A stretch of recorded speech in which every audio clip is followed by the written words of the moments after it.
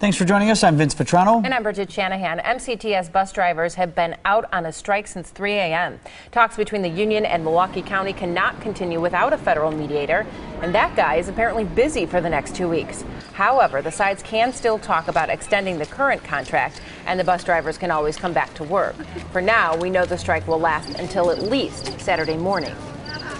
Milwaukee County Executive Chris Abele is responding to today's strike. He tells us that he's frustrated with the union's tactics and he wants them back on the job. Thousands of people this morning were trying to find alternate transportation to work and school. The county exec does not think union leaders have a clear understanding of its effects. The impact on the economy and the impact on people's lives isn't a game, it isn't theoretical, it's real.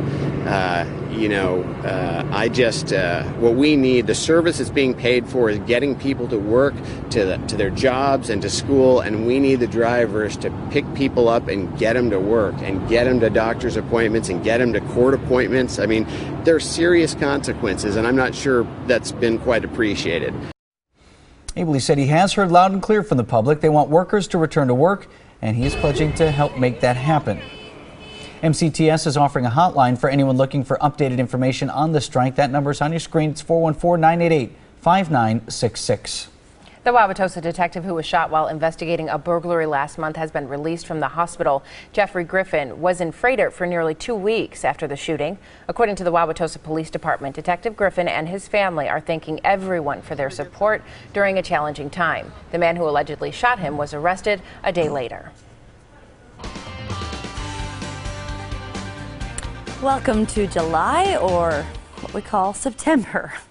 June wasn't that warm either, but the last couple of days we're in the 70s. Of course, today we are much cooler. We've got some filtered sunshine as well, and that's really not helping warm our temps up. As we go throughout the rest of the day, high pressure is going to keep us dry, but this area of low pressure down to the south and to our west, that's going to sneak down to the south and to the east. With it, though, it's going to bring the cloud cover in, which is not going to help our temps warm up either, is that wind off the north and from the east. So, of course, that's keeping us cooler along the lakefront. This is why we have 60s across the Badger State.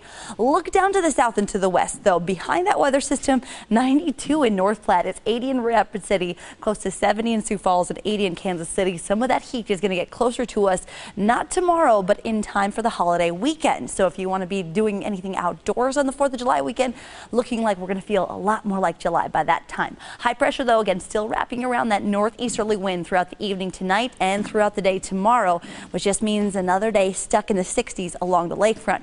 Going into your Friday, though, winds start to swing around from the southwest, and that's going to bring in slightly warmer temps. And even into the weekend, this cold front up to the north, that will swing through north of us, which means the temps are not going to be dropping, and another area of high pressure coming on in. So if you didn't get rain the past couple of days, I think you need to break out the hose and do some lawn garden and watering for the lawn and garden. As we get into the rest of your day today, though, it is going to be stuck in the 60s. 64 degrees your high in Milwaukee, 72 away from Lake Michigan. Notice we don't have that northeasterly wind away from Lake Michigan, but again, filtered sunshine with some of those clouds. If you're headed out to Summerfest, bring the jacket. For Kendrick Lamar, 7:30, 60 degrees by 9 p.m. Leftover salmon and the other side headliners, 56 degrees. Still hanging on to 56 at midnight. I think we're going to see some clearing overnight tonight as we look at that high pressure pushing away some of those clouds and that system slipping down to the south. So overnight tonight, mainly clear to partly cloudy, 51 for your overnight low, even chillier away from Lake Michigan, 47 your overnight low to the west of Waukesha. Still have that northeasterly wind as we go into your Thursday, so that again means cooler by the lake, 67 degrees in Milwaukee, 73 away from Lake Michigan. We'll still call it mostly sunny to partly cloudy. We'll eventually get rid of the jet stream being to our south as we go into Friday and into Saturday. The jet stream pushes up to the north, which is good news if you want to see those July-like temps. All these reds down to the south mean warmer air ahead as we go into the 4th of July weekend, and even beyond that, we're going to be looking at those warmer temps starting to move on in. So a sneak peek of your 4th of July weekend.